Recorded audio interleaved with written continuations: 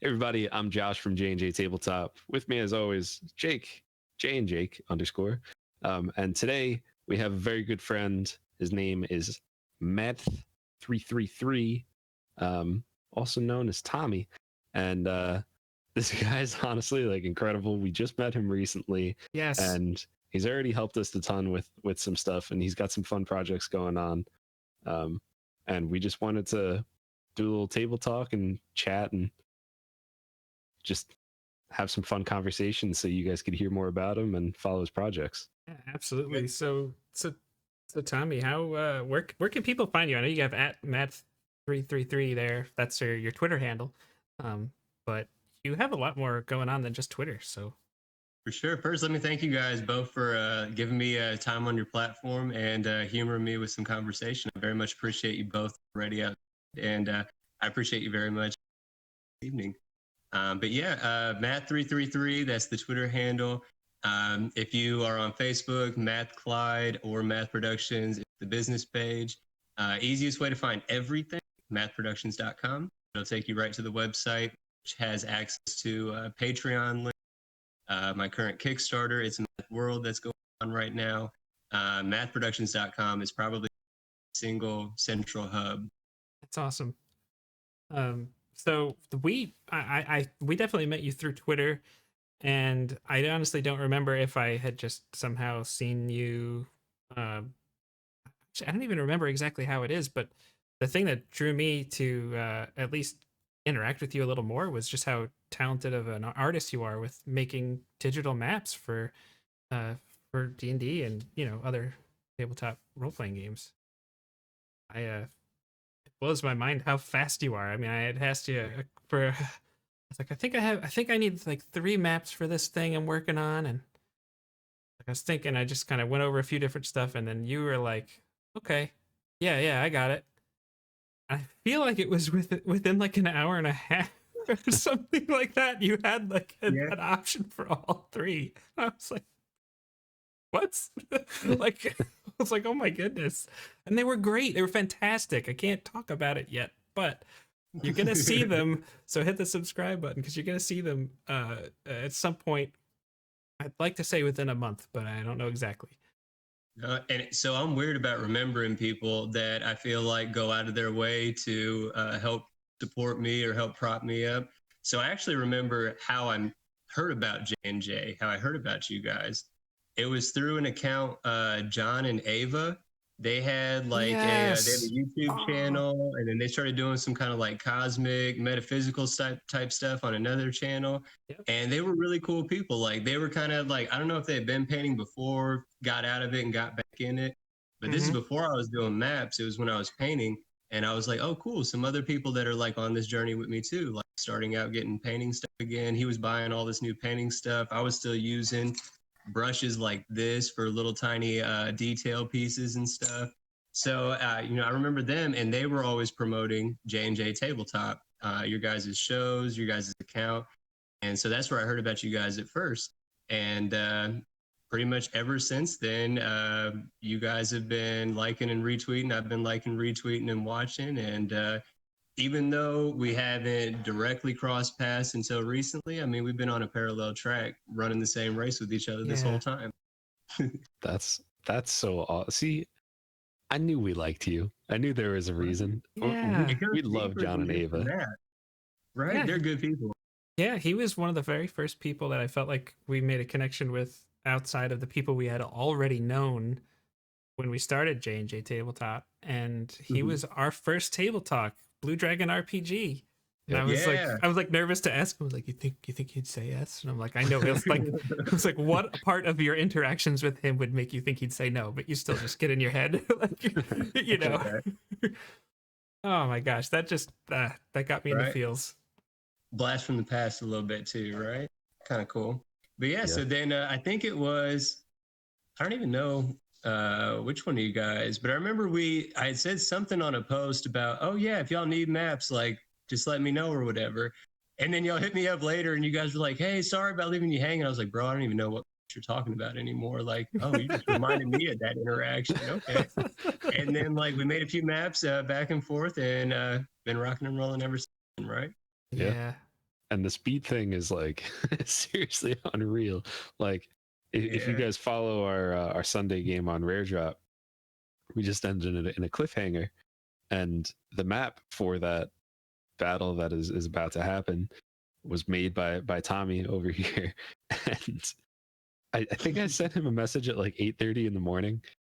Yeah. I sent you a message at like 8:30, and you got back to me right away. And I was just like, yeah, I'm kind of in a rush. I need them. And I'm thinking like, maybe he'll be able to get it by Sunday. And you're like, I'll have 3 options by 11:30. It's like, what? Like, whatever, guy. Like, that's like the first time. Sure, you will. It's like, it was actually 10:45. Yeah, no, for real. It's like, Pretty much like 10:45. 3 options. All 3 of them were amazing. And my biggest struggle was just looking at the 3 of them and being like, okay, which one of these do I want to use? I want to use all of them, but I can't.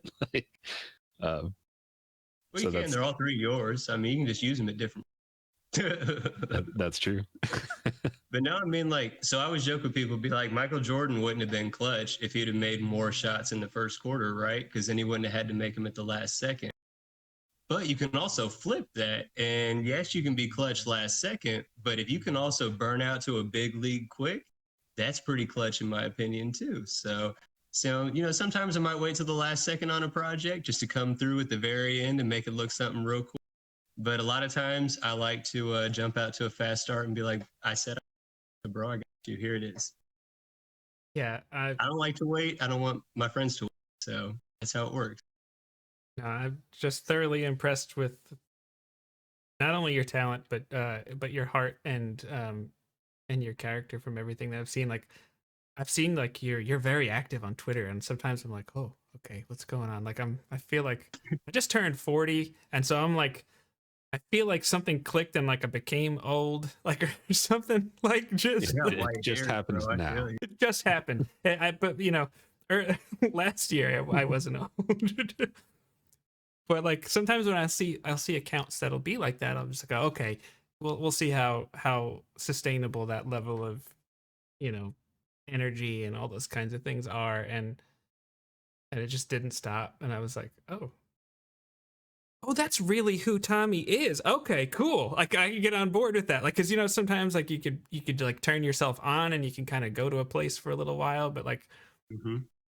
I was just like, oh my gosh, like he really cares this much about like everybody he comes in contact with. Like, that was just so like, yeah. I'm not as active on Twitter, but how can I help? Like, it was just kind of one of those things. So I firmly believe in 2 things, right? One, nothing worth doing is worth doing. I don't believe that anything worth doing. And number 2, if you don't do it for you, everyone else is going to see it. Everyone else is going to feel it. Everyone else is going to know it. Do it for the right reasons, right? And if you're not you're not doing it. And so, yeah, I know like I come off like crazy. I'm definitely crazy. It's in the name, mad thinker, right? But I mean, it's a good crazy though, because what I'm driven by is people. And I don't care what you look like. I don't care what you sound like. I do care what you smell like. Wash yourself, please. But aside from that, do you. Like, I believe advice. that I have no right to say anything to anybody else about what they're doing, when they're doing, where they're doing it, how they're doing it, or with whom they're doing it. It's not my business unless they involve me or anybody else, right? And as long as we're on the level, all good. Like, that's absolutely what I'm about, and that's what Madth is about. As long as you're doing you and you're not tearing somebody else down in the process, then we're all going to party together. Hell yeah. I love that. Feel me? Yeah. Because I mean, if I'm alone, you know what I'm like by myself? I'm crazy with people. Can you imagine me by myself? Certifiable. I'm only 32 though, man. I look older than y'all. You see all this white? I'm steady staring at it, man. I need some just for men. See, I'm only 25 though, so that's where we got a long generational range and reach here. We got right? That's kind of cool though. I like that. It is cool. It's fun. I had my hair. I have actually very wavy hair too, and I have my COVID cut, and I just stuck with it because it's so much easier. I just bought a pair of clippers at a Publix, and I was like, all right, So I Very might good. have locked my own. I might have done that in the past. I didn't do the whole head locks, but I did the sides and the back all locked, and then I left my little curls at the top or whatever. But I had a high and tight fade my whole life growing up. Like I told you guys before this that I was a collegiate football coach, right? So most people now they know like tiny little hippie, crazy, out there math. Like Yeah. yeah, actually, I wasn't into any of this stuff like my whole life. I was a jerk jock. I was for that dude. And I had a high and tight fade my whole life, right? And then I got out of college and I started realizing like how much of a jerk I was. And like growing my hair was something I always wanted to do my whole life. I'm Native American, and even though I'm not like a practicing spiritual or anything like that, like on like, traditional means, that's not what my hair is about. But I always heard about, the long. I always wanted to try it, but I couldn't get past that awkward death, I call it, or I had straight Eric Foreman style mushroom on top of my head, and I didn't like it, so I would never let it go, and I would always. And finally, I was getting to that point where I was like, you know what, I'm gonna really make some changes in my life, and one thing I'm gonna prove to myself, I always wanted to have long hair. Who stopped me from having long hair? Me. So let's remove that obstacle. Let's get this long hair. And that was like one of the first times in my life that I actually saw something through, right? And I was like, wait a minute. If I actually say I want to do something and I actually put forth actions to do it, I can actually accomplish it, right? And I think that's the middle step is what a lot of people I think are forgetting. They want to get something, but they don't actually do the things that need to be done to get it done. I had never let my cut, and I want to have long hair. I mean, I'm cutting it, right? So Yeah, I let's mean, do it. sometimes that process, you mentioned that process, that middle stage, for whatever reason, it had bothered you, and so, you know, obviously this is a metaphor for other things, but people can get tripped up and discouraged in those kinds of transitions, and sometimes you just have to embrace the hard time because on the other end of it, it's gonna be worth it. It was like the phrase I learned this in football. Change is different. It shouldn't be different. Hmm. Change is different. It shouldn't be different. Hmm. But we Yeah. oftentimes make it. We Wow. right. I love that. Oh Yeah, man, that's I'm just sorry gonna I keep be dropping mathisms and I like it. yeah. All right. So since we're on that, and you're giving us all the mad thinker yeah. thoughts, the mad thoughts, if you will. Um, I heard this story, but I don't know if Jake heard it yet, and I know that most of our viewers probably haven't heard it yet. So, what is Madth, and how did it come to be, as far as the name and everything? How did you choose that? If you don't mind telling the story. No, absolutely. It's one of my favorites. So everything, in my opinion, it all leads to everything is even if you can't see the map where you're going, you're still progressing towards that X, right? So back in 2012, and I think this is funny too, right? Because I like reading about some conspiracy things, like lighthearted humor. And even though like the Mayan calendar stuff wasn't really lighthearted, I guess, like it fascinated me, right? These clocks. They said December 2012 was supposed to be life. Well, October 2012, I lost a job and I was unemployed through the end of October. I was unemployed through November. And come December, I finally started a new job on December 23rd, 2012, right? So, and it's at his call center, just a random call center for one of the major wireless companies. And I actually was a trainer, a new hire trainer there for 4 years. But before that, when I was in training, the trainer that I had, his name was Mark, and everybody knew him as Spider-Man because he legitimately on like theme days, this old dude would wear a full body Spider-Man costume and just walk around the call center, leaving nothing to the imagination. He should not have been allowed to wear that, but he was. And bro, Mark was one of the most amazing dudes ever. Like I like to think that some of the way people see my personality now is a little bit of a reflection of him, kind of, because he was one of the people that first showed me that, like, you can be that person if that's who you really are, and it's okay, it's acceptable. Like I always call myself a closet nerd. Like I had magic cards when I was in elementary school, but then all my friends were like, those are for lame, so I got rid of them. Like I had Pokemon cards and I got rid of them, like because I just had like not bad friends, they were good friends, but misguided friends, right? And I would like suppress that nerdism inside. And I met Mark, and he's an old ass man, all about comics and Spider-Man and stuff. So I'm like, all right, let's lean into this a little bit. Like I've always wanted to. Let's have some fun. But he had this rule that you had to pick from a Marvel encyclopedia of characters. You had to pick a nickname for his six, and that's what you were to go by. And the only rule on that rule was no villain. You had to be a good guy. He didn't allow villains. And when it came to me, I'm flipping through this comic book, and I know the major characters, but not anything really that deep. And I come across this character in the middle in the M's, and he just has crazy wild hair. And at this time, I'm in the middle stage of death because I'm trying to go through this, right? And I'm like, you know what? He's got some hair like I want. What's his name? Mad Thinker. Let me read about this guy. So he's like a brilliant genius scientist engineer that has like all these amazing ideas, and they always are about to work until, of course, the Fantastic show up and defeat him, right?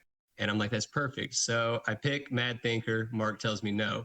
And because I don't ever let anything go, I passionately argued my case for why I was a good fit for Mad Thinker and vice versa, and he should allow me to be Mad Thinker.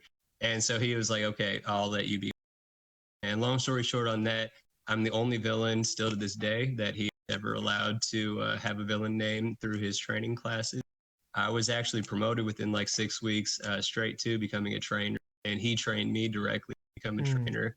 I like to think it was because of the rapport and the chemistry that we had built with each other, or at least in part, but that's where it came. So then from there on out, every Marvel War of Heroes, I spent so much money on that phone game. So many other games like user tag was Madth 33 because so my first name is Carl. C is the third letter of the alphabet. I do not like that name. I should have a high and tight fade and just the mustache with Carl. But so I the middle just name the mustache. just the mustache. And, but so which it's unruly, man. It makes it look like I got a missing tooth. I just noticed right here. I got like a cowlick in my mustache. I really have a full set of teeth, I swear. But anyway, so, it was Mad 333 on everything. And just because, again, Mad Thinker, I tried to be Mad Thinker at first, and surprisingly, a bunch of people have Mad Thinker for their usernames or avatars. So I was like, shorten it, Math. I don't think math is a real word. I did learn there actually, if you add one letter, it is, I don't know the language. If it's like, I don't want to even misrepresent it. It's somewhere in the Eastern Hemisphere, but it's Madh, I think is what it is, Madth, something like. But aside from that, there's nothing else in any other language I could find that. So I'm like, I'm going with it. And so, right. And so, so originally when I was using Madth, it was because, again, nothing to do with tabletop gaming. I was real big into Marvel, legendary Marvel from Upper Deck. They got like legendary encounters, aliens, predators. But if you're into card games at all, definitely check out Legendary. But so I got into that, and I'm like, there's like a lot of variety, but not too much. So then I found this website called Board Game Geeks. I don't know if you guys have ever been to boardgamegeek.com. But so I get on this website and I start finding this huge community with like all this custom content. And the reason I'm going through this part of the story is this is the first time I've ever been exposed to people using like established IPs for like not only their own, like I'm doing this in my house and no one knows about it, but like I'm doing this with someone else's IP and then posting it on the internet, sharing with other people, right? So I'm like, this is amazing, it's free. So I start downloading all these different like PDFs. I buy a printer and stock up on so much ink. I have like thousands, like 2 boxes full. So anybody on Board Game Geeks that watches this, if you created Marvel Legendary content, I guarantee you I have it printed off in my house, cut and sleeved with cards, so you can actually play them with the real game. But I wanted a campaign mode. There's no story with it. So I started writing fan fiction, and on AO3, FFN, and what got like it's one series that or one collection that spans 4 series, The main work is 3 parts, and then there's 3 supplemental resources, if you will, that coincide with. Altogether, it's over 100,000. But so that story was my campaign mode. I designed an entire game with a player store, like all these different systems, and like, because I was going to put it on board game. That was my goal, is I wanted to share my game that I made for me with other people. But I realized in all this, I got too lost in the lore. Who the F is about to read 100,000 plus words of text card game that lasts What about do you think, you're 30 George R.R. Martin? Right. So I was like, this is absolutely not going to go the way that I wanted it to go. So I just that's when I found AO3, FF, and what like, well, I can at least share this story that other people. And it actually, like, I started getting like hundreds of like hits to like hundreds of kudos, and then like these bookmarks and people commenting. And like there was one day, one person I was real cool with, as they were like reading, I was like watching them read through in real time, because every time I'd reply to an email about them leaving a comment on a chapter, by the time I refreshed my inbox, they had left a comment on the next chapter. So it's like I was talking with them while they were reading my writing at the same time. And that was when a light bulb clicked, like, oh crap, like when I was young, people told me I was, and then I hit that like early adult rut crisis thing where I was in school, out of school, figuring out how to be on my own. And like I lost so much self-worth. Like I used to be, remember, that cocky jock, and now I felt like nobody. Like I had nothing to offer anybody. What was I doing with myself?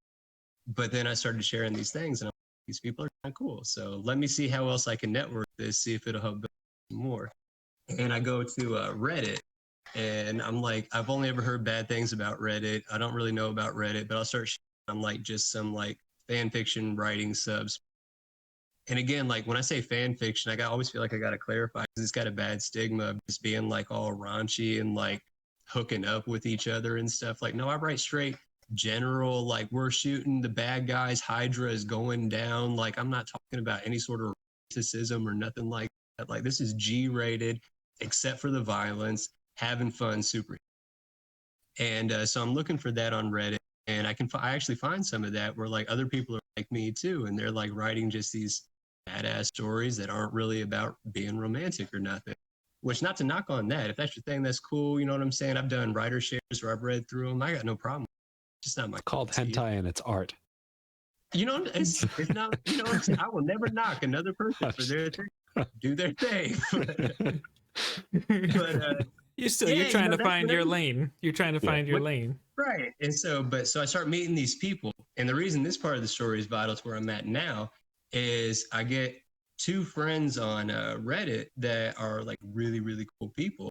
And one of them says like, hey, have you ever been on Discord? Fuck is Discord? I've never heard it before. And they send me a link for it, and they're like, here, look, join the, it was just like a little private writer with a couple other people. And so we start like, we'll do like a little writing prompt together, or like if you wanted help like working through an idea or a concept, like we were all there for. And that was the first time that I really saw like people, strangers specifically on the internet, really they don't have to be that skilled. Like I don't think I'm a dumb person. I got a lot of common sense to tell when somebody's, you know, saying coming at me wrong, and these people are all genuine and helping each other with our writing. This is really. And so from there, I was like, I'm gonna try YouTube, and I'm gonna try to go, or sorry, YouTube not yet. I was gonna go to Twitter. So I go to Twitter, and I start trying to push my fanfic. Like if somebody went back to the very beginning of my Twitter, that's what a lot of my content was, me pushing AO3 articles, FM, like trying to show people my writing. It wasn't about anything else but the. But so then at January of last year, my Aunt Christy, she comes up to me in person and gives me this box. And because she's seen that I've been fan fiction, like when I say writing fan fiction, the supplemental series, bro, like of that, I went all the way back pre-Big Bang. So I have multiple nations and cultures, like word of mouth stories that have been translated down of how the everything came to be, what the cause of the Big Bang was, how everything has evolved from there, all these different space cultures and land cultures and mixing everything together between, metaphysical planes and shit like that. And like, it's crazy deep and like crazy, but like I got, you should see my work, but like my work to keep it all organized. But so she gives me this box and it's got this big ass white dragon on it and this dude holding a sword, and it said deluxe edition, Dungeons and Dragons. I'm like, what do you want me to do with this box? Like, I think you'd be a really good DM. Like, I want you to read through this adventure, learn how to play it. Because I had also in this time, I had learned how to get Axis and Allies, Rise and Decline of the Third Reich. Like, I'm a huge warrior. So when you said about painting the World War II minis, I love it because I love war games. That is so fun to me. And so she knew how like I would get deep dive into these game systems, learn them. She's like, learn about D&D. So I start like transitioning away from writing about comics to writing this, like, not a homebrew per se, because I wanted to learn how to run the Dragon Fire Peak. So I learned a little bit about Phandalin, learned a little bit about Sword Coast, learned a little bit about Cryo. I run us through first. We fought the Manicore, which I ended up railroading them to trade or to give the Manicore some gold so that they didn't TPK our first night. That first adventure. Oh my gosh. Right. Like, you're level 1. Was that your first too? Well, that was the very first series we put here on J&J was the Dragon of Ice Peak. Such a good module. I enjoyed running it. I felt I was incredibly fortunate to have Josh and Michael and Izzy as the players, and it was just a very good chemistry amongst, I feel like, everybody, like, instantaneously. And I was like, oh, I think we got a little something special going on here. This is fun. Like, but that first adventure was just not. It's like combat isn't. Oh yeah, I've been playing D&D for as long as you've been alive, Tommy. Okay. My apologies. No. I'm just saying. I was little 8-year-old Jake. Was a little magic user. Yep, and I remember watching both. Well, my dad and my stepdad. They were both had into the Commodore 64 games back in those days. So I got to see a lot of Pool of Radiance, Curse of the Azure Bond, some of those classics. And so I know, like, normally, like, especially for a kid to learn, I wouldn't have recommended playing a class like a wizard or a magic user, but I was like, I knew all the spells, I knew all the things. Like, I was just like, no, I want to cast Magic Missile. Like, okay, yeah, go for it. I'm so bad at the rules. All right, so I'll admit this on camera. So I play in a game, I don't know if y'all have ever seen, with a couple of people you might know from Twitter. James McCoy is our DM. Carlos and Scorpula and Nath. I can't pronounce half their last names. I don't want to butcher them. So, but anyway, we played this game. So I play this druid, right? And I've been wild shaping because I'm a Circle of the Moon. So I'm like, hell yeah, I can wild shape into anything with a CR1. Let's do this. Oh, but wait, Tommy, you know how you've been wild shaping into a eagle or a giant eagle and a hawk and stuff like that? There's that line in the rules that says you're not allowed to fly. So definitely I went an entire session not playing it right. Luckily, it didn't actually impact the game like at all. Like, I even tried to use the flying to like take advantage and save one of my guys, and it didn't work at all. I got smacked by this giant and just hit the ground. So it didn't impact the game at all, but we realized the following session, like, bro, Tommy, you definitely playing that wrong that entire session. So I'm terrible, man. That's why I think my aunt really wanted me to be a DM.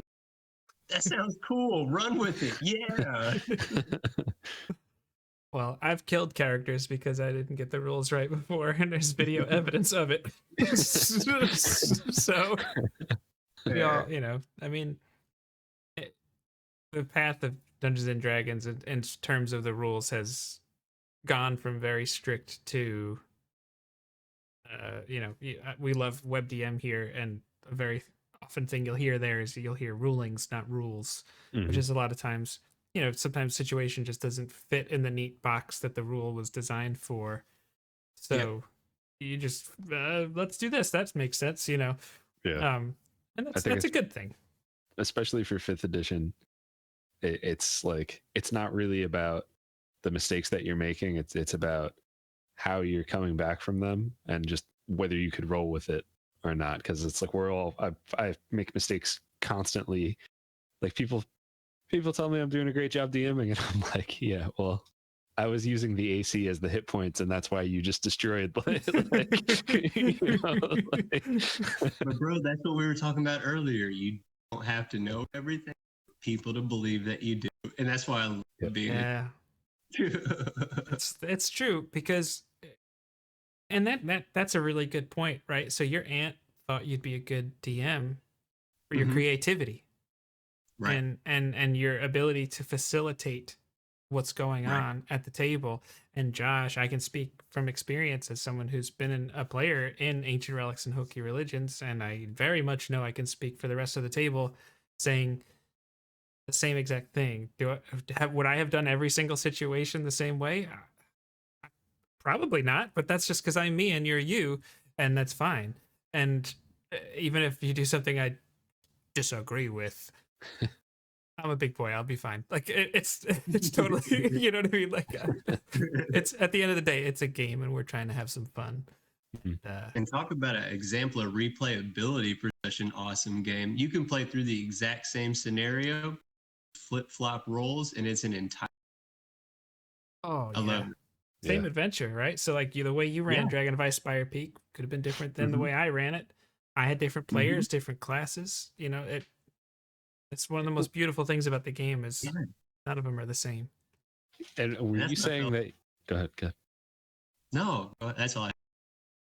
Were you saying that your players ended up bribing the? Okay, so if you read the module, it says in a little blurb, it says the Manticore will leave if your players give it. I think it's like 25 gold pieces or like X amount of meat. But there is a caution that if you let the Manticore leave, there is a chance that it can return later and with a mate, if I remember the text. Yep. So if you have strong enough players, you should probably kill it. But I was rolling with I think I had a wizard, a rogue, and a fighter. And all of us were brand new. My fighter, all he knew was I want to stab. I don't care about strategy. I don't care about anything. I want to run right up to it and stab. My rogue was the one who was like, I'm going to stand back by these trees and just watch. I think we should fight it. There was no there's no cohesion. It was all every man for himself. So I basically was role playing the Manticore like, I'm so sickly. If only I had some meat, maybe I would leave. The interesting thing, that particular adventure, because I remember thinking like, man, okay, so we have 3 level 1 characters, and this is a CR3, I believe it is, maybe a 2, but I think it's CR3. And I'm like, that means by the rules, this should be for 4 level 3 characters should be an appropriate. So they're undermanned and undergunned, and I'm like, okay, well. When I first looked at the monster manual, I'm like, I'm supposed to beat this. Like they didn't tell me to level them up or anything yet. Yeah. And then that's when I looked and found that little bitty blurb, and I said, oh, they did this on purpose. This is like their way of railroading the DM to railroad the players to not suffer a TPK in this. Show them the threat, but teach them that they don't have to fight every. Yeah. There's other things you can do. So that's the way I kind of looked at it. Is it's showing you like, hey, look, it's kind of like that tutorial level of a video game, right? You can do abilities you can't actually do in the first level, but it's because it's teaching you how to play it when you actually get to.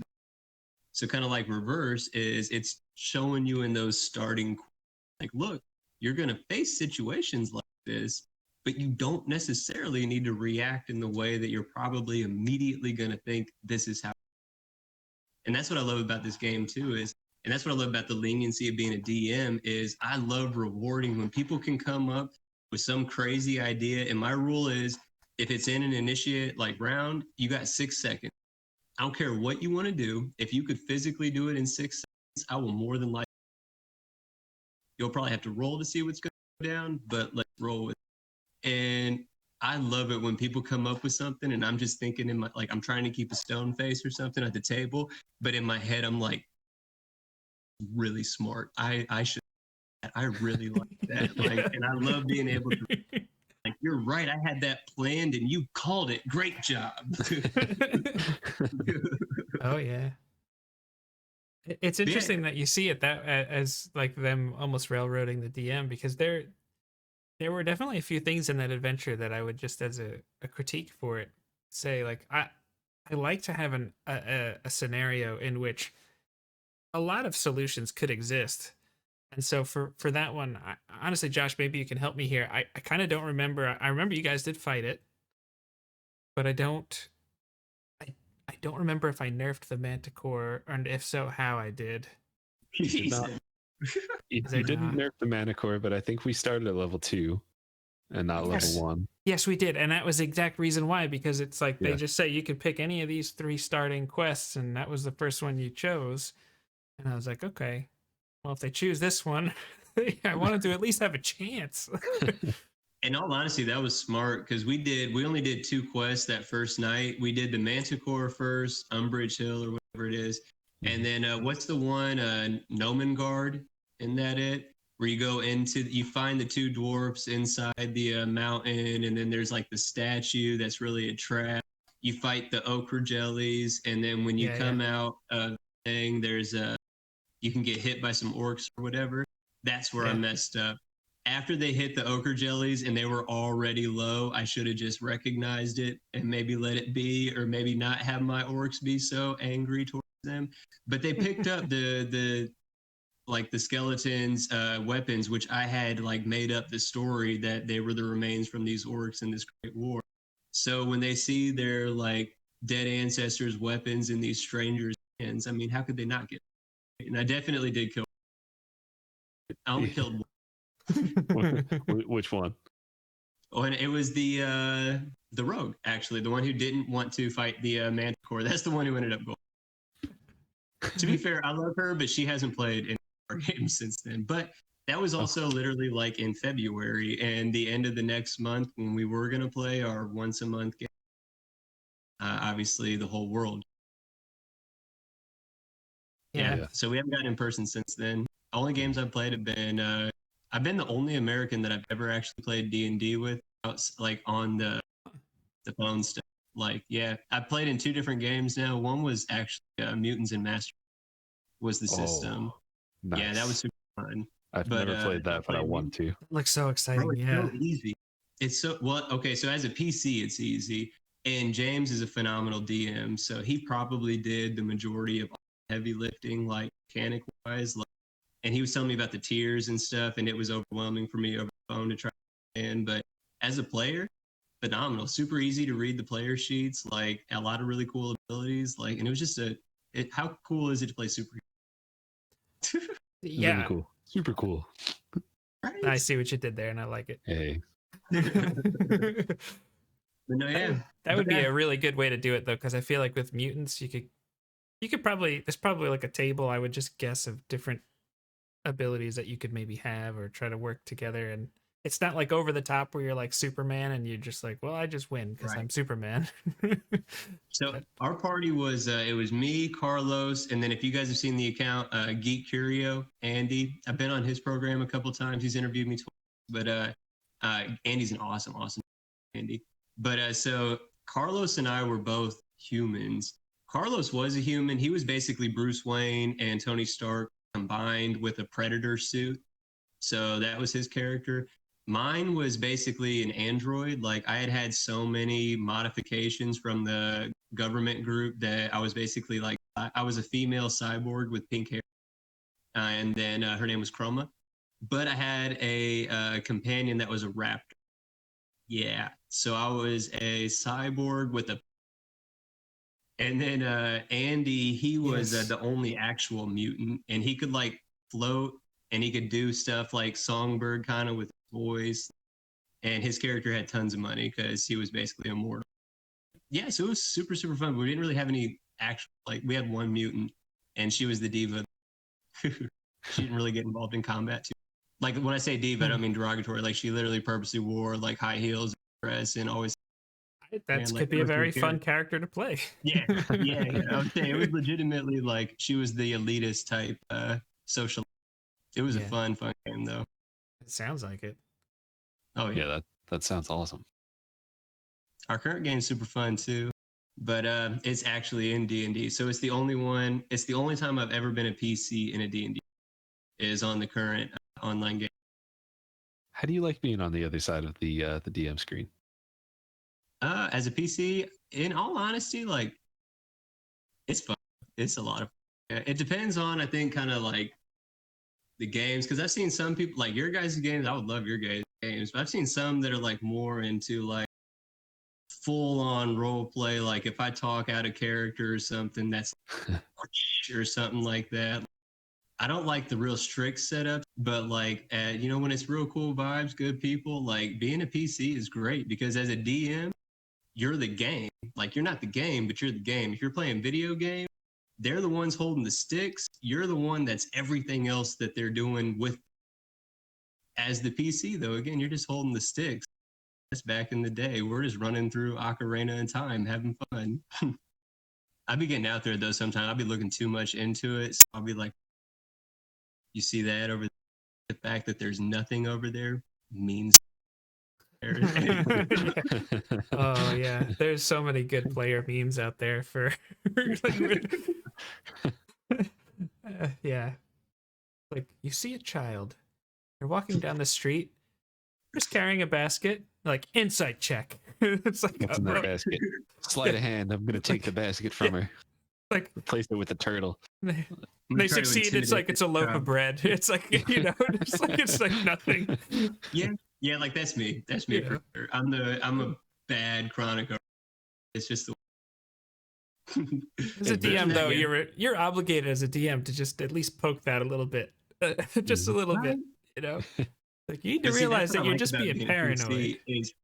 Especially it's like if you've been a DM and then being a PC, which I know you guys have, like what I love is then trying to recognize where I think other DMs are going. And especially if I get to know the person, so I know kind of their sensibilities or like their storytelling quirks a little bit. Like I try to be like a mind reader or something. Be like, this is what he's like at the table. I think this is really where he's going with the story. So then I try to jump ahead, playing that little cat and mouse game with it. So it's probably not overly fun for James. I don't know. It is fun though. Like there was a session that we had. I want to say maybe I don't know, maybe 4 or 5 sessions ago. We had a pretty big combat, and I just put in our group chat. I was like, just so you all know, Josh is telling us we will not survive this fight. So of course we started it anyways, but it was just like, and they were, but everybody was just like, I don't care. This is what my character would do. I'm like, all right, maybe a TPK it is tonight. I don't know. We'll find out. That's Carlos in our games. He'd be saying, I'm running straight for him, and you just see me in the little window screen on the screen. It's fun though. That's what I love about it. That's what I love too, is when you actually have people that, or when you get to that point with the people you're playing with, where it's no longer, hey, can I do this? Or, hey, what about this? Or I was thinking about maybe this. But when they're confident enough, be like, all right, this is what I'm going to do. Or like, not necessarily like ignoring the team, but when they're actually acting on that impulse. I don't care about your voice acting skills, and I don't care if you're getting all theatrical with me about what you're describing. Yeah. But when you start thinking like your character, I got you. Now you're in it. And I love that. But I come from a coaching and training background. So I call those light bulbs. I live for all moments when someone just does not get it, but keep trying, and they finally get it. Thanks. I live for. I love them so much. And to me, that's what it is. When that player starts acting, that's that. They're not anymore struggling to understand the concept of what the game is, even if they don't know what the rules are. In my opinion, that's the concept. Embody that character and just have fun living through that. It's a role-playing game. You feel me? Like role-playing game. It doesn't have to be one size fits all. It can be role-playing how you want to roll. Just roll with it and have fun with it. Mm-hmm. That's what it is at its I don't think I core. finished my story earlier about that story. That was basically it. I got into D&D and then boom, I started making videos and I was stayed on Twitter. I was, you know what, and I love this game. I'm going to learn more about this game. I'm going to one day play in this game. I'm going to one day do something with this game. I'm going to one day create this. And that's where I'm at right now. I'm trying to figure out how can I create a game that I enjoy playing and that hopefully other people will enjoy. Because even though we haven't played together, you put in your map or you put in my map in one of your games, like as corny as it may be, like I feel like I was at the table with y'all. Like I contributed to the game in a way that you allowed me to do, But that you allowed did. me to be a part of. Yeah. And I love Yeah, you were a part of our I Sunday night agree. game. Yeah, You were. 100%. You're going to be a part of the next one. Hopefully, you're not the vehicle of our destruction. So there we go. I didn't create no monsters. All I did was create where the monster lives and survives. You set the stage, Tommy. You set the stage. That's all I do. I'm a window dresser. A window dresser. I like telling people in my last interview, I was talking to Andy. I said it's kind of sacrilege, but the way I look at it, like with these little Clydes specifically, like even though like I made this first one, like I'm not giving this original one to anybody, so no one else will ever have the one I actually made, right? So ones like this that came after this, the only reason that these exist or any of these other unpainted ones of all sorts of different types, right, is because I found a dude on the internet that became one of my best internet friends almost immediately. His name's Josh, Kawaka Brain Crafting. He lives down in the Futureland, Australia. Dude is legit. I love this dude. In fact, so much, you want to know how I started making map? He's a patron of mine, and he was like, hey man, I have this program I don't really use, like you want me to transfer it over to you, you can have some fun with it, make some maps. I'm like, yeah, what is it? He says Incarnate, and I'm like, oh yeah, I tried the free version before, but I wasn't very good at it. And he goes, well, this is the paid version, try it again and see if you're okay. According to some other people, I might be pretty good at it, right? But literally, I wouldn't have tried it if it wasn't for this random dude in the future that I got really close with and helped me actually out in a lot of personal things I was going through. And he was like, dude, just, try these maps, see what happens. And so through him, there was one day I posted, I want to learn how to 3D sculpt because I want to sell Clyde, because people have been telling me Clyde is cute and blah, blah, blah. And I'm like, I see dollars. I'm like, ooh, cute, that means money. Hear me out before you make judgments on that statement. So I'm like, I got to figure out how to make this. And I tried to learn how to 3D sculpt, and I gave it 2 hours and I quit. I know I posted something the other day about you'll never see me lose because you only lose when you quit, and I don't quit or something like that. I did quit on 3D sculpting because that is incredibly difficult. So if you know anybody that knows how to 3D sculpt, they have a skill that I just cannot conceptualize in my head. But to be fair, I gave it 2 hours. But so Josh is like, hey, I know this dude that he's a 3D sculptor. He's a university student, and he might, be willing to help you out if you want. And I'm like, cool, yeah, I'll talk to this dude. And so I send him a couple of pictures of Clyde, and he's like, yeah, I'll see if I can get something together. And within like a couple of weeks, he sends me back these updates. Clyde, like he really made Clyde. And long story short, I wire him some money for the work. He sends me the STL file. Excuse me, I send those STL files out to some test printers. So where I said, bear with me on when I first I saw and that people liked him and I saw dollar signs, it's because I wasn't looking at it through the right lens at that time. Because the way I see those same dollar signs right now, I paid a university student like 200% on top of what he billed me for an STL. Since then, I have one printer who will not let me pay him for the initial minis that he sent me. But I have another printer who really good deal, but still I get to give money to him to help me with something I'm doing by doing something that he loves doing, right? I get paid for doing what I love doing. I pay him for doing what he loves doing. I'm talking to someone right now because on this full 5e resource that I'm doing, I'm not an artist. I don't even want to be in charge of the art. I'm looking for somebody that I can pay good money to have fun with their craft, what they're passionate about, and to fill out every single page in that book and have their name all over it with that paycheck I'm gonna give them. And that's the way I see the money now. Is I told Tim Tharaval, the enabler, I'm sure a lot of people know him. He's one of Madth Productions painters. He's got a Kickstarter. I told him, I said, what I want for Madth Production, it's never been about me. I have a full-time job outside of all this. That's why I'm so carefree and I don't feel like I'm risking too much, because if nobody gives a shit about Madth, I'm gonna still eat at the end of the day. Madth Productions is not feeding me. I want Madth Productions to feed everyone who's ever helped me with this. And I want Madth Productions to help take somebody like me who didn't know that they enjoy this craft, who didn't know that they were passionate about craft, when they find that passion, but they need that little push to really get them going. I want to kick them. I don't want to just push them. I want to kick them to where they're. I want them to get there now because of me, because everything I've done in life has been that in reverse. It's people doing that for me, and I've never been in a position to either appreciate it, return it, and now I do appreciate it, and I'm gonna keep working until I'm in a position, and that's what Madth. When I see dollar signs, it's not. I want to pay an artist. I want to pay a sculptor. I want to pay a printer. Yeah. We'll see if it happens. Well, it's already funded, so it's going to happen to at least some extent.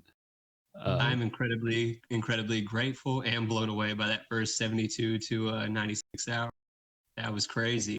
And bro, there's so many secrets coming. I can't spoil too much, but on April 19th, that's my 1-year anniversary from the very first mini I ever painted, which is crazy to think, right? It hasn't even been a full year.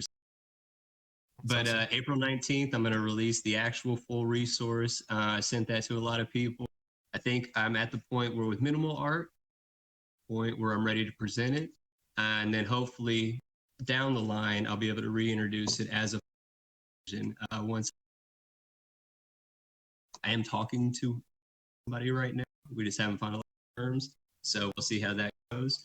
But I got that coming, and I have my next wave of minis coming, because if you think Madth Productions is only going to be a one and done, you're mistaken. We are not one hit. It's a Madth world. It's supposed to. I want you to be able to buy the game, buy the minis, paint the minis, play the game with the minis on my maps, wearing one of my hoodies, maybe even drinking your drink. But again, it's what it's all about, man. It's just building it and growing it, because the more that I can add to create, the more people I'm gonna need to support and tape. Legit. That is such a beautiful way to look at business, and I love everything about that. I feel like that's the only thing I've said tonight. Just I love that.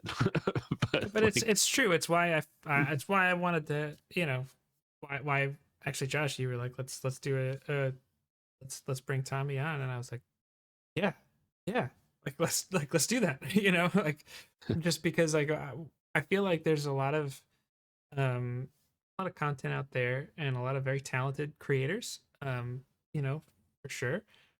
But Josh and Josh, you referenced it last night on Ancient Relics, where people are looking to find a group.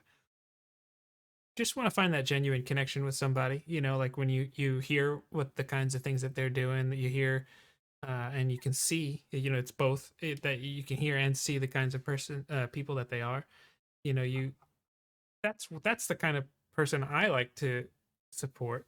When someone chooses to send money to you, that's a personal decision. That's a, engage in business with you on whatever level that is, even if it's buying a pack of gum or a car, whatever it is, like, it's an emotional thing. And if you're doing the right thing and your heart is in the right place behind something, that's going to shine through, because it's going to flavor and color everything that you do, because it's genuine, it's authentic. That's why we got you here. That's why we're happy to have you on tonight. Yeah. I appreciate you. So if I can teach anybody, or if anything, if I can embark anything on anybody, or if anybody's left that I've mouth bombed, it's that like people really are good, right? Like set aside all the other baggage that the world brings, that social media brings, that the news brings. Like even when your favorite sports team loses and you're feeling depressed, like put all that other stuff aside, because that person that is right in front of you that you're talking with, they've got all that same might look different, might smell different, might taste different, but in their mind, it's not any different than it is in your mind. We're all going through the same struggle. We're all living through the same reality. Do other people have it worse off than others? But whose place is it to compare anybody else? We're focused on our own, that then impacts the collective. If you're worried about making sure your yard is clean and your neighbor's making sure that their yard is clean, the person across the street making sure their yard is clean, that's a damn nice street to. You know what I'm saying? So if there's anything I can leave with somebody, is just treat people the way you want to be treated. The golden rule that we've all been taught since we were. It's really the goal. Like we just forget it. We lose sight of it. We get so caught up in our own nonsense. I get caught up in my own nonsense. I get caught up in my own feelings. The idol's mind is the devil's workshop. That's an absolutely valid phrase and ideology. But we got to remember what's really important. And in my opinion, it goes back to that. I don't remember if it was before we started filming or not, but when I said nothing worth doing is we're doing alone. It's we're not designed to be isolated like that. That's what I love about. Think about, look, if we would have went, if we were alive in, what was it, 1918, 1919 or whatever, the real bad epidemic then, like we didn't have the internet, right? So like if they had the same sorts of social distancing, isolations, and shutdown, we legitimately would have been isolated. Phones, no internet, computers, no tablets, like we've been isolated. At least right now, are we living through one of the worst things I've ever experienced in my life? F yes. Did I ever think I would see something like this in my life? F no. But if it had to happen, now's probably one of the best times it could ever happen for the collective well-being of the species.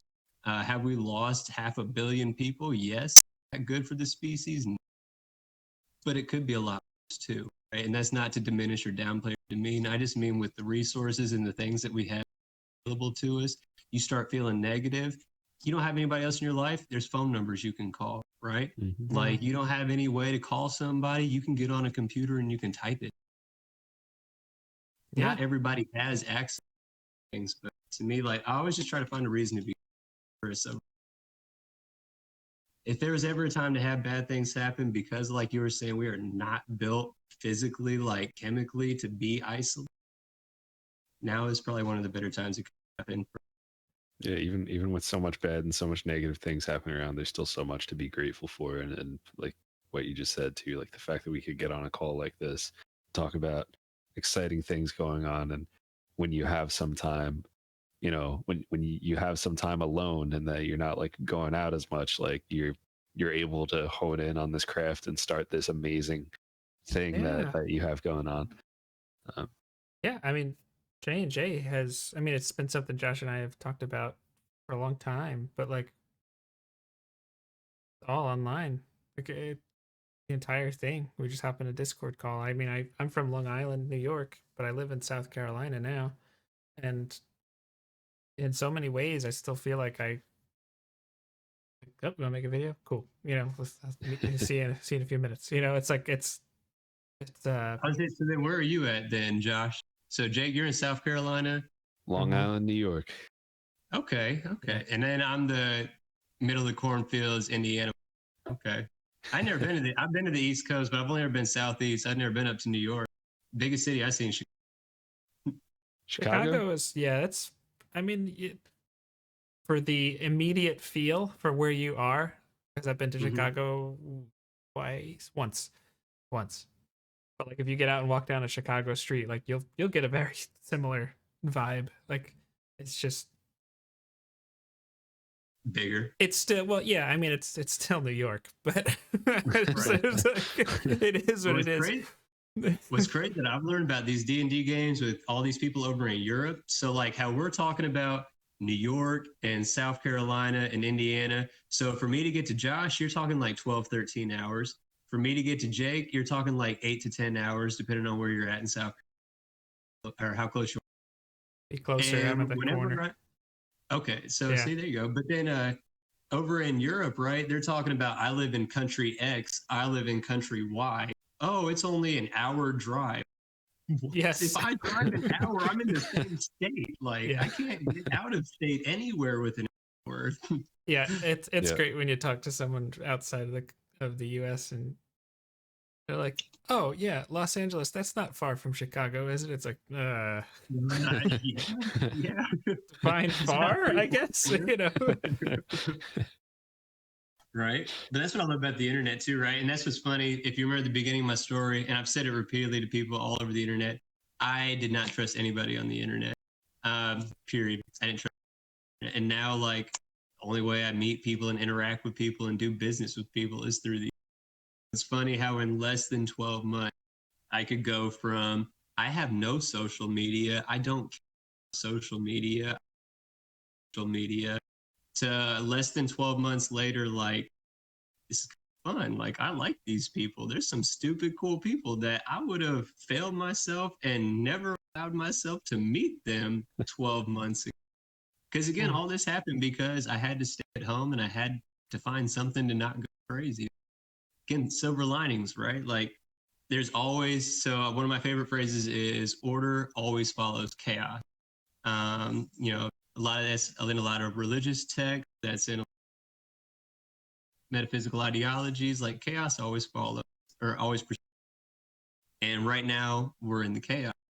Within the past 12 months, we've been in the order always, period. And what happens in the chaos is it's changing, it's becoming different from what it was before. And that order is it's settling, it's become now, kind of like a phoenix, right? It is one state, it dies and burns and goes through until it's reborn, orders, and that's the cycle that repeats at. And this is for me that order that once the chaos settles, trying to build something sustainable, not only for me, but again, trying to actually, I don't like this phrase. I've said it to some people, but I don't want to sound like I'm disrespecting hashtags, but like, to me, a hashtag is a hashtag. That's easy. I like and retweet shit all day. Like I've been on Twitter less than 12 months and I got like 15,000 tweets or something. Like 60% of those aren't even my own word. That's easy to, like, let's be about it. I eat, you eat, we eat. You can't do that by just saying that. You have to, remember we talked about this, you have to do the actions to yield the outcome that you're. If you don't put forth the actions, you can have all the intentions in the world. Doesn't matter. You're not going to yield that you're trying. You're not going to reap what it is that you, because you didn't sow. You thought about sowing. You intended to, talked about sowing. You told people to sow, but you didn't do it yourself. So you're not. All goes back to you have to have the vision. You have to be about it, and then you see it. Can't see it through if you're missing 2 steps. In my opinion, I always like to add that. In my, I was just saying, I feel like I just went to church. You got me fired up, Tommy. right. Yeah, I'm a football coach, man. That's what I'm about. That's man. what I'm saying. Like, I feel like I want to run through a wall right now. I like that feeling to just, let's go. Yeah. Like, That's where you talk about craft and passion. We talked about music. I love Lil Wayne. I will always love Lil Wayne, right, wrong, or indifferent. I don't care. Don't care. Love Lil Wayne. And it's dedication to. He has a in between song skit. It's right before the song Canon starts. And he talks about, he says, when I say I'm the best rapper, I don't mean that I'm better than any other person in any way, physically, mentally, spiritually. What I mean is that when it comes to this rap game, I am the best to do it. And that's how you should look at your craft. Because when you look at your craft, it makes it the people. It makes it better for them. And that resonated with me so much. like, he's right. When I tell people that I'm the best and I think I'm the best and my paints are the best and my maps are the best and my minis are the best, I don't mean disrespect to anybody else because they're the best too. But they're still not better than me. And that's just the way I see it. And it's not about being cocky. It's about if I didn't think I was the best, then I wouldn't push myself to be the best. I wouldn't push myself to that bar. That bar would be about 2 notches lower than where it was because I told myself I don't need to F that. I'm the best. So to be the best, you got to be at the top. To be at the top, you can't stand at the bottom thinking about it, intending and wishing you're going to be up there. You got to climb it. You got to get it up. Can't stop 80%. Then you didn't hit the. You got to go all the way. Yep. And this is what I meant earlier in the episode when I was like, that energy level is not sustainable. Well, you know what? This video right here just show like I'm always the kind of person that's like I get high strung just with some of my own things, but like other than that, like I'm not like as animated of a person. You know what I'm saying? So like when I see an account like that, I'm just like, we'll see. I'm the same way. And then it's just still there. I'm like, all right, this is just who Tommy is, and I love it. We ain't gonna stop. We're gonna keep going. We're not even at stage 1. We're in session 0 right now. Again, I tell people, I said stage 1 is get the name out. Not nearly enough people know about this movement I'm trying to be about, right? Not nearly enough people know about these hashtag movements that I was just saying aren't enough. Well, they're a damn good start. They get people motivated. They bring people out. They encourage people, and they get people actually engaging. So that's the first step, right? Next step's that action. I'm not at that. I'm still at stage 1. When we get to stage 2, then people will know, and then it's going to keep growing and keep growing and keep growing. We are not anywhere close to the stopping. And to be fair, you want to know a sneak peek of where that final destination? Because I don't want to ever stop. I'm going to keep on going and keep on going and keep on going because the destination is the end. I don't want to get to the end. We're going to keep pushing. Never going to stop. Oh, man. I do know where it ends. It ends when everybody is, it's at the very last line in my case. So for anybody that after they watch this, if they go to the Kickstarter, scroll to the very bottom of the story, it says, now after all these other things I just talked about, it's up to y'all to help me out with the biggest goal for Madth Productions, and that's a math. And that's not a physical math home. That's everybody realizing that we're all a bit mad. We're all a little busy, but that's beautiful.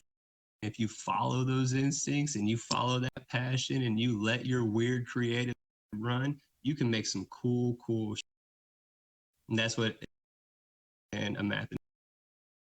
Letting people realize you can do you and people will appreciate it. You can do you and people will like it. You could do you and people will love you. Here comes Josh. Josh's gonna say it again. Huh? You're gonna say it again. Nope. I mean, it's true. I wasn't gonna say it again. But I just be saying stuff people already know. I just make it sound than they might. We already know these things. We just forget about it because that delivery, man, we get so consumed like thinking about everything else.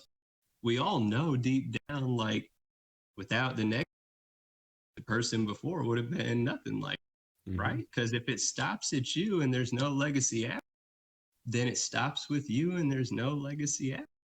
When it comes to this thing of humanity, right? What's that legacy? It might be that direct offspring that you birth and let walk and seed the planet in the future.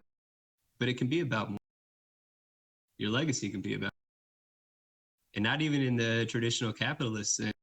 If I have to be in the 1%, actually, a legacy worth anything. That, like, to me, there's more value in people than there'll ever be in institutions, ever. And when more people realize,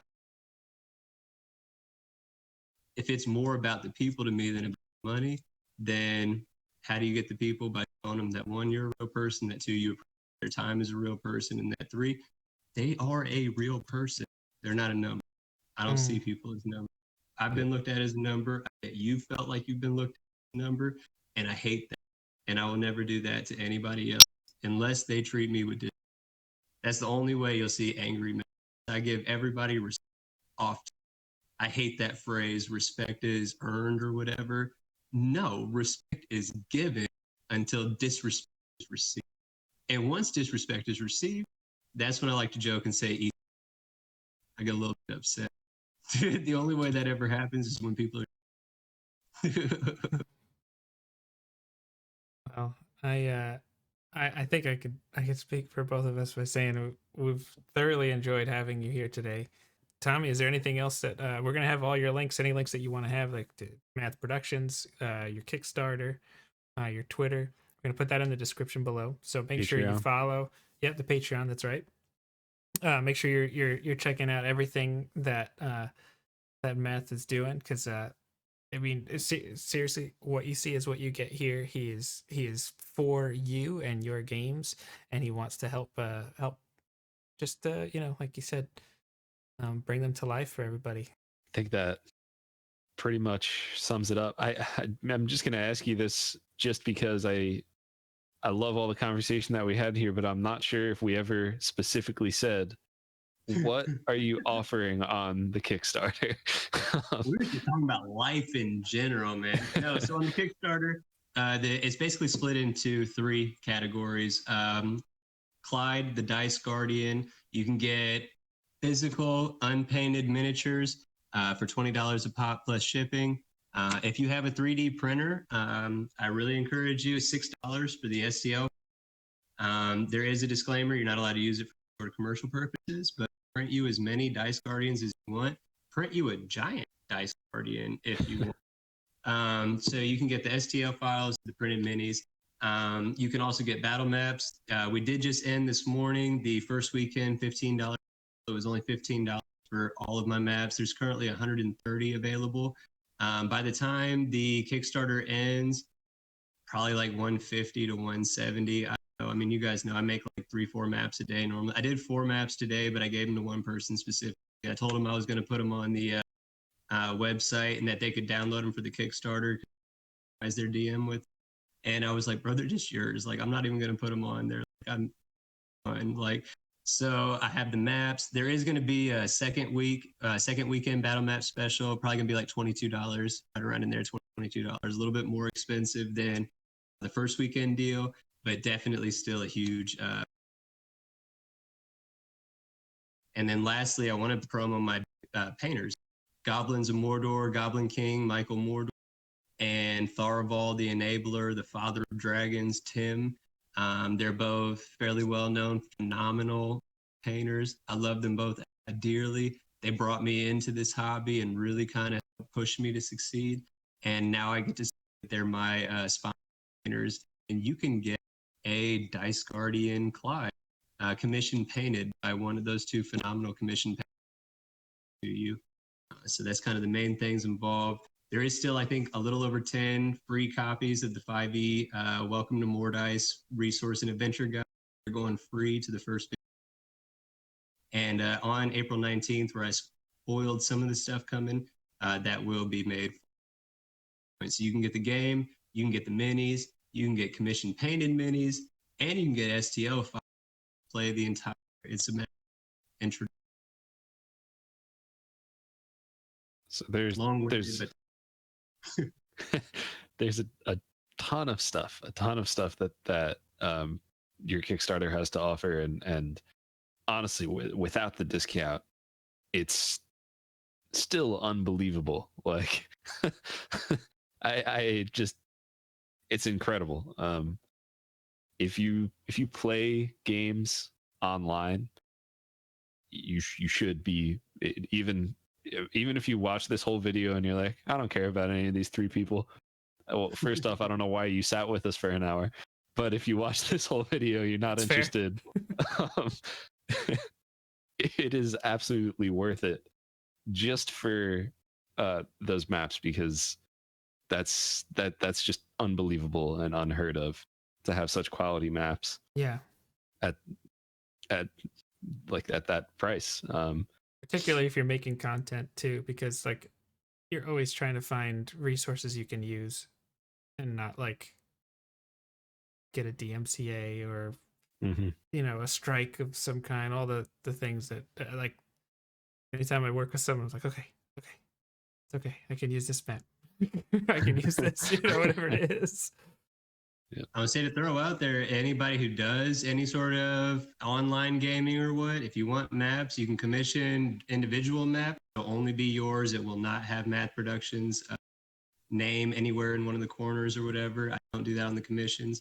But yeah, if you do the Kickstarter or just go to my website, if you ever buy any of my maps, like I want to be in your game. So you absolutely have full express explicit permission, not only via a disclaimer in a Kickstarter, but now you have me actually saying it on camera. Use it. IDGAF, however you want to. If you're getting paid for your program, cool. Now more people saw my map. If it's just at home and you're not getting paid for it, even better, because I feel like I'm sitting there with you playing. Here, I just want my maps to be out. So if you enjoy them, by all means, use them. How, even if you just want to print them out and put them up on your wall or by your kitchen or something. Make a kilt, a kilt. Make a quilt. You guys know Apparel RPG? Have you seen that account, Apparel RPG? I haven't. I don't think I have. So he's one of the bigger ones promoting a lot of stuff in the ttrpg solidarity and stuff like that. But he's a phenomenal dude. He actually, I'm working with him and agreed to terms with him. He's going to sell a lot of my battle maps as t-shirts with the title, because I feel like a lot of my maps, if you look at some of them, there's like a lot of really subtle dark humor and just general humor. I find myself funny, so I try to put little jokes, especially if you look at the titles of what I name a lot of my maps. I think I'm real funny. But he agreed, and he's taken a handful of them on his website, and he's going to be selling Madth Productions battle map. You can literally play the game or wear the game, however you want to do There it. you go. That's all you need. Right. I just felt like a real D-boy right there, though, hawking my You're fine. flashing up the hoodie. Oh yeah, I mean, again, that's what it's about, man. Just having fun. Apparel RPG actually made the logo, so I made Clyde, and then an artist on Twitter named Cart Yan, he turned Clyde into a digital cartoon, and then Apparel RPG came out of nowhere, and he stylized that digital cartoon into the Madth Productions logo that you see anywhere you see the Madth. Again, that happened because I put a tweet out that said, hey, if I wanted to get a character commissioned, how much? Next thing I know, I'm sure. I love that you talk about your experience on Twitter and how you didn't have social networks and whatever, and you started doing it and you love it and you're enjoying it, and there's all these positive experiences that you're having. And I love that so much, because that is the opposite of what you hear from so many people about social media. It's like, oh, there's the worst people in the world. They're on there. They hide behind their keyboard and whatever. And that's true to an extent. But there's something that I always say to my dog, and it's, if you look for trouble, you'll find it every time. If you look for negativity, you'll find it every single time. Whatever, but if you're put out, we're magnets, where you're going to attract everything that you're putting out, right? Yep. 100%. Just like radio waves, AC/DC waves, right? Our brains are radios. We're literally sending that shit to the universe, and the universe is saying, hey, those thoughts that you have? Because it's not just the words, it's the emotions you feel with those thoughts that you're dwelling on. I thought you asked for that. I thought you ordered that. Here, take what you've been asking for. The universe.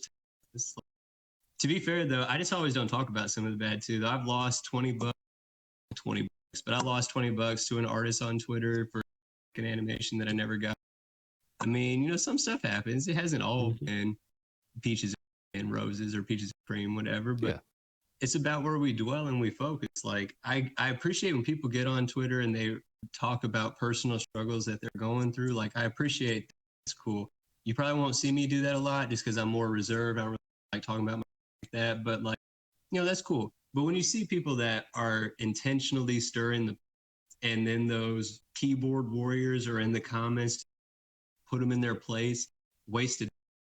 You're giving them what they wanted, and now every other troll knows that they can get you instigated and they can get you in a tussy, and you're going to start acting irrational, and you're going to start tagging all these people, and there's going to be a whole day of multiple retweets of everybody talking about this drama, and only 2 people have ever actually met in real life. The other 400 retweets, they have no idea who these people are. That stuff, to me, that's where people get caught up. They start getting caught up in stuff that has nothing to do with them, has nothing to do with anybody that they even know.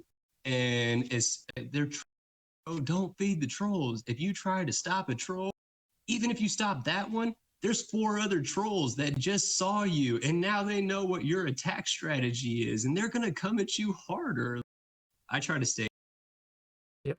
Just cut it off at the source. Yeah, just ignore it. It's a waste of time.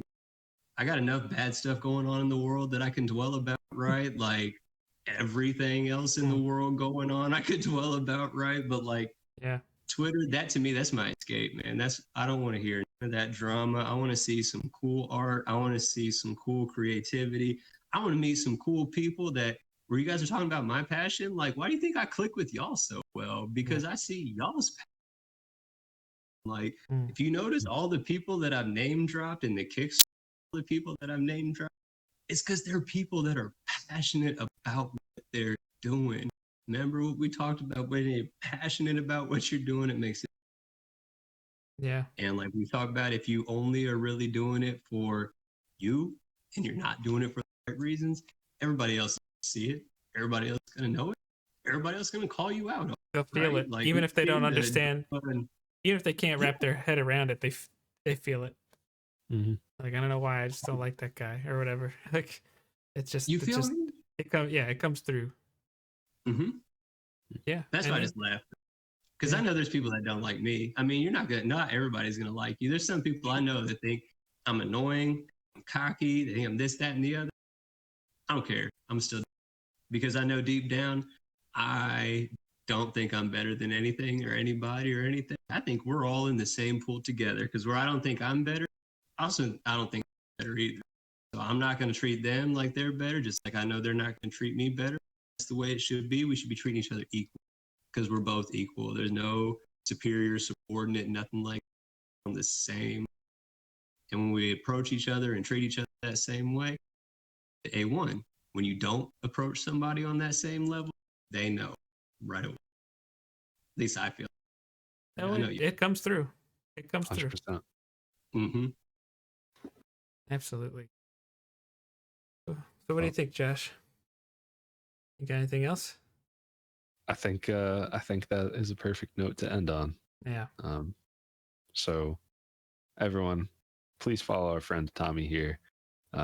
Links are going to be in the doobly-doo, and just drop him a follow. Check out the names that he drops too, because like he was just saying, you're going to find some awesome, cool, nice, passionate people. And check out the Kickstarter, check out the Patreon, check out madthproductions.com, right? Madth Production. Yeah. And again, links are in the doobly-doo, but we'll see you on the next one. Thanks for hanging out with us, everybody. Thank you for being here. We appreciate you so much. Absolutely.